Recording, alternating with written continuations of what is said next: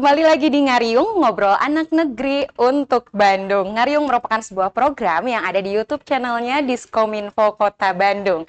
Nah, kali ini Ngariung berkesempatan untuk membicarakan sesuatu topik yang sangat penting tentunya bagi keamanan dan juga kenyamanan masyarakat, khususnya wargi Kota Bandung. Nah, kali ini saya sedang berada di satu tempat bersama dua orang narasumber yang tentunya akan membicarakan topik mengenai adanya Satuan Tugas Premanisme atau Satgas Premanisme yang ada di Kota Bandung. Di sini telah hadir di samping saya Bapak AKP Yudit Sulistyo Asmoro SH sebagai Kepala Urusan Bagian Operasional Satuan Reskrim Polrestabes.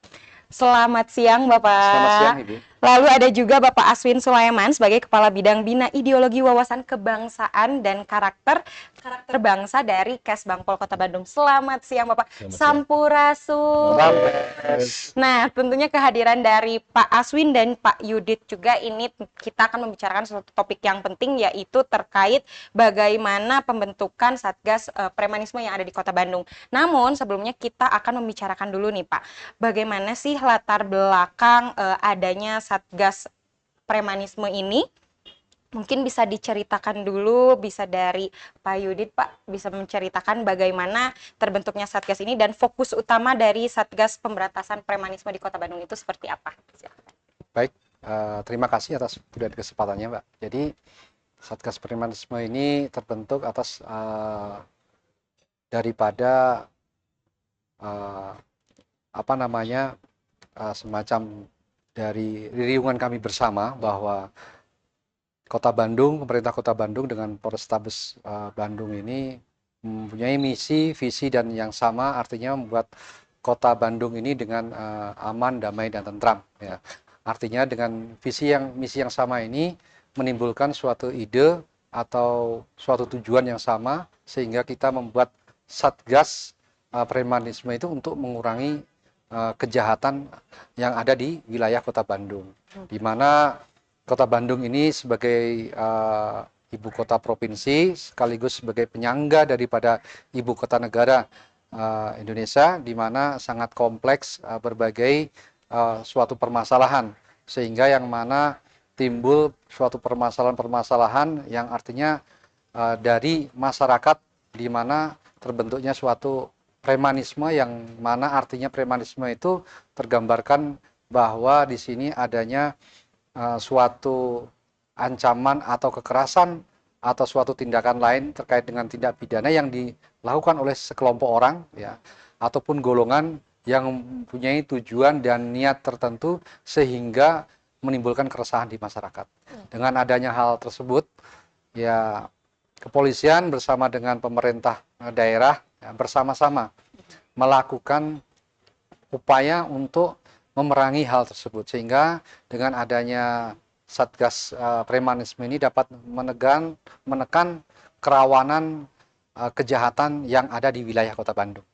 Nah, itu dia wargi bagaimana tadi latar belakang dan juga fokus utama dan tujuan dari Satgas Premanisme ini dibentuk, tentunya untuk keamanan dan kenyamanan dari wargi kota sendiri. Nah, namun kita akan bergeser nih ke Pak Aswin, Pak. Kita juga pengen tahu nih Pak, sebenarnya bentuk-bentuk aksi dari premanisme ini tuh ada apa aja sih Pak? Kalau misalnya tadi dari penjelasan Pak Yudit tadi. Kalau bentuk aksi premanisme itu sangat banyak sekali yang bisa dijelaskan ya. Tapi minimal saja itu ada tindakan yang akan memberikan kerugian pada orang lain. Baik itu kerugian fisik ataupun kerugian materi, yang terutama jiwa itu kerugian. Nah, yang dilakukan oleh kita, jadi pas mengatasi hal tersebut adalah antisipasi jangan sampai berkembang berkelanjutan. Ini kan yang menyebabkan premanisme itu jadi muncul ke permukaan. Kenapa? Kalau sudah dibiarkan satu, yang lain muncul berikutnya. Ini yang membahayakan. Nah, seperti kita tahu ini Satgas Premanisme tidak hanya melibatkan dari pemerintah kota, namun kita juga bekerja sama dengan pihak kepolisian. Nah, sejauh ini Pak, bagaimana koordinasi dari Satgas Premanisme sendiri dengan pihak-pihak yang terkait?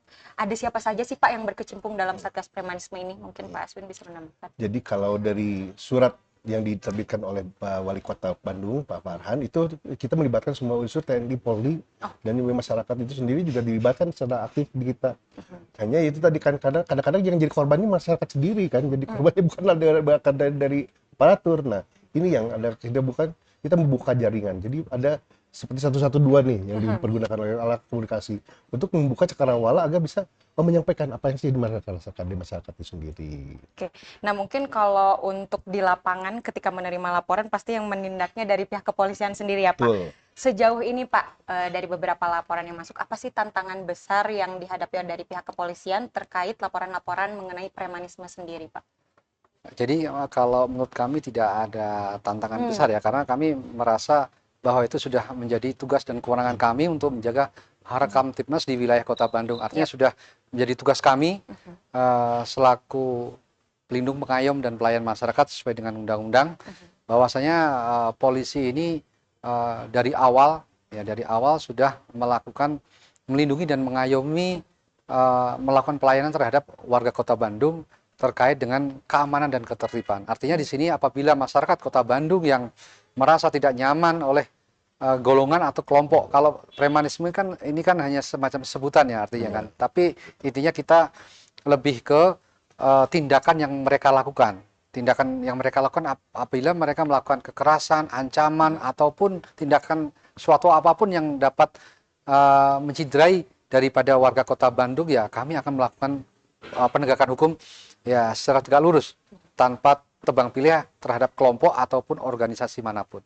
Jadi kami akan melakukan upaya-upaya sejauh ini. Kalau misalkan kita bisa lakukan, kami juga ada langkah preemptif yang dilakukan oleh Humas, di mana Humas ini juga memberikan himbauan dan edukasi terhadap masyarakat untuk melakukan perilaku-perilaku yang tidak patut untuk dilakukan. Nah, kita dengan himbauan itu harapan kami supaya masyarakat Kota Bandung itu supaya dapat berperilaku dengan baik sehingga dapat terjaminnya Harakam Tipmas di Kota Bandung. Namun apabila di satu sisi ada segolongan orang ataupun kelompok atau organisasi yang akan melakukan tindakan anarkis, ancaman, teror, dan tindakan apapun yang dapat merusak daripada keamanan, maka kami akan melakukan penindakan, Mbak. Oke. Nah, seperti yang kita tahu tadi, Pak Polisi juga menyampaikan bahwa penindakan ada di kepolisian ya, Pak. Namun kita pengen tahu nih, sebagai warga, sebenarnya alur SOP penerimaan laporan dari warga hingga ada penindakan dari pihak kepolisian itu seperti apa? Mungkin Pak Aswin bisa jelaskan bagaimana cara warga ini melapor gitu, Pak. Nah, kalau sekedar lapor, kita menerima di 112 boleh. Tapi harus ada tindakan harus jelas. Maka tidak bisa hanya sekedar lapor, yang membuat baca hukum ingin ditindaklanjuti, ya dulu informasi yang disampaikan harus valid, harus jelas, sampaikan juga. Nah, ini kan untuk beliau juga jangan sampai menyulitkan ke beliau. Kasihan, jadi capek. Kepolisian yang di lapangan ya, Pak ya. Itu. Nah, jadi informasi yang kita terima di 112 akan ditindaklanjuti dan dengan 112 itu nanti akan diberikan kepada wilayahan ataupun nanti SOPD, OPD betul, SKPD atau OPD yang bersangkutan. Kemenkes Bangpol akan menangani hal-hal yang bisa ditangani oleh kita, khusus spesifik ditangani oleh kita. Nah, kalau tidak, ya kita akan konfirmasikan ke beliau ini bagaimana kelanjutannya, karena kan beliau ini yang punya tindakan, yang kekuatan udah di beliau. Kasihan beliau nanti, waduh ya kayak gini aja udah bacok kucing nggak kan nggak mungkin gitu kan. Nah, seperti itu mungkin. Oke, berarti ini untuk wargi yang misalnya mengalami ya Pak, atau melihat misalnya tindakan premanisme, segera untuk menghubungi layanan hotline Bandung 112. Nah, nanti dari laporan 112 itu kita akan kategorikan ya Pak, Ya, OPD terkait siapa yang akan melakukan penindakan, karena tidak selalu pihak kepolisian, mungkin sudah diberesin oleh Pemkot sendiri ya Pak ya, misalnya dari Satpol PP sendiri, Dinsos, dan lain-lain. Nah, mungkin kita pengen tahu nih Pak, sejauh ini bagaimana cara Kes Bangpol sendiri melihat atau menganalisis mana ya laporannya yang memang masuk ancamannya ini termasuk ke premanisme atau tidak, seperti itu Pak, membedakannya? Jadi itu ada 3 tahapan. Nah, tahap pertama itu menentukan klasternya dulu. Ini laporannya valid atau tidak, urusannya seperti apa, menyebabkan kerugian nyawa ataupun yang lain sebagainya tidak. Nah, kalau memang sudah terlewati, baru kita lompat yang kedua. Coba memang butuh tidak untuk dikirim dari kita dulu, antisipasinya seperti apa ya. Kalau yang ringan-ringan dikirim di kelurahan atau kecamatan sudah selesai, udahlah buat apa gede-gede banget gitu kan. Jadi selesaikan dulu baik-baik di sana. Tapi kan dari mereka tidak selesai, jalan balik lagi ke kita. Nah, ini Pak, ini laporannya kayak gini, kayaknya bakal lebih jauh. Aduh, nggak bisa kok kayak gini, nggak bisa dari kita harus berkoordinasi dengan pihak kepolisian. Hati-hati, kenapa? Di wilayah kayak gitu bukan urusan kita. Kita ASN nggak bisa masuk ke hal tersebut. Loh, kan ada polisi aja berwenang tersebut menjaga di Kota Bandung itu sendiri. Itu mungkin.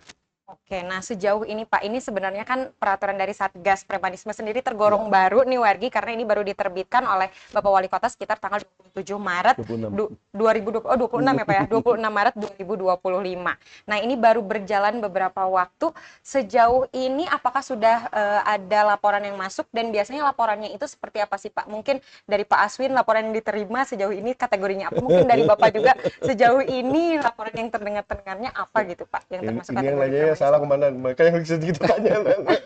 Gimana Pak?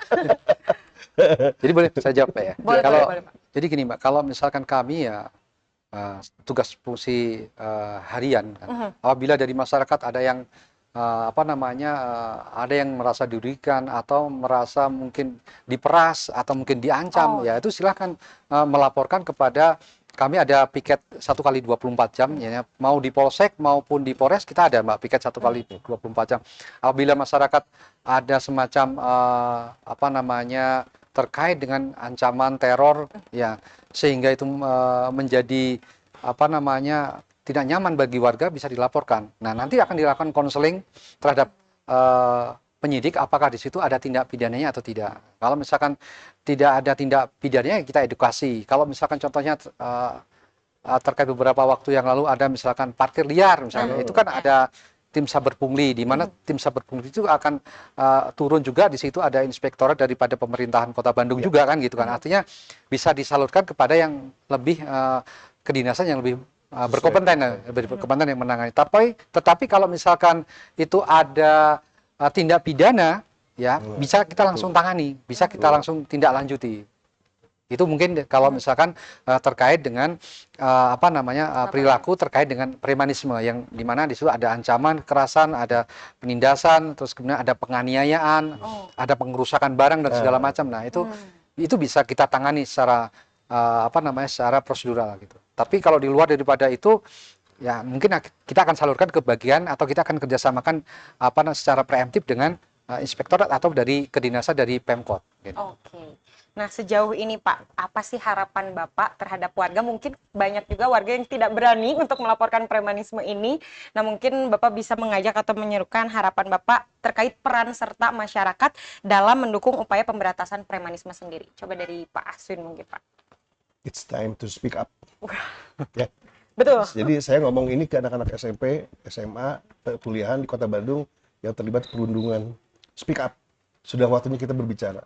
Kalau tidak, karena kita ketakutan ataupun yang terjadi, kita tadi membiarkan hal tersebut malah jadi semakin besar. Jangan, harus dibiarkan diselesaikan. Oke. Mungkin dari Baik, nah, kalau kami menghimbau kepada masyarakat Kota Bandung khususnya ya, artinya di sini premanisme ini sangat marak, tidak hanya di lingkup di dalam suatu kelompok organisasi, tetapi juga lingkup dari sekolahan, terus kemudian ke warga masyarakat itu sendiri, kelompok tertentu ya, artinya melakukan dimanipulasi menjadi kelompok, mohon maaf nih LSM atau apalah gitu, sehingga mereka melakukan kekerasan, melakukan ancaman dan intimidasi untuk tujuan-tujuan tertentu. Nah itu harapan saya, jangan sampai masyarakat Kota Bandung ini terbujuk atau terhasut oleh hal-hal semacam ini, karena ada juga di sini dari segi beberapa waktu lalu ada kejadian demo misalkan, jadi itu disusupi oleh kelompok-kelompok tertentu seperti bahasanya sekarang markanya kelompok anarko yang melakukan anarkis dalam penyampaian pendapat di muka umum, bukan melakukan penyampaian pendapat tapi melakukan kekerasan ya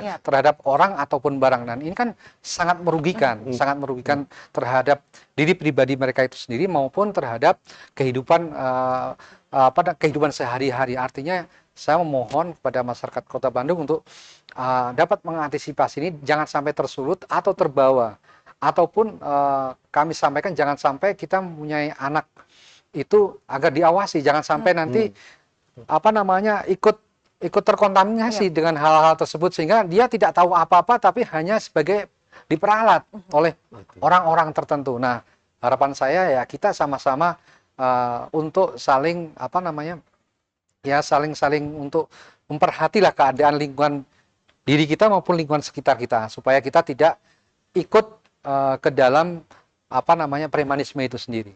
Iya, Mungkin. itu tadi dia Wargi bagaimana Satgas Premanisme sendiri ini tidak hanya melibatkan dari pemerintahan kota namun juga pihak kepolisian, TNI dan jajaran lainnya. Tapi kita tidak berarti tanpa hadirnya warga Bandung sendiri Iya. yang melapor atas beberapa kejadian premanisme tersebut. Nah, mungkin kita juga berharap dengan adanya Satgas Premanisme ini Kota Bandung, kota tercinta kita ini bisa lebih aman dan Amin. nyaman terhadap Amin. masyarakat. Amin. Nah, terakhir nih Pak sebagai penutup, apa rencana jangka panjang ataupun harapannya setelah ada pembentukan Satgas Premanisme ini sendiri? Mungkin dari Pak Aswin dulu harapannya.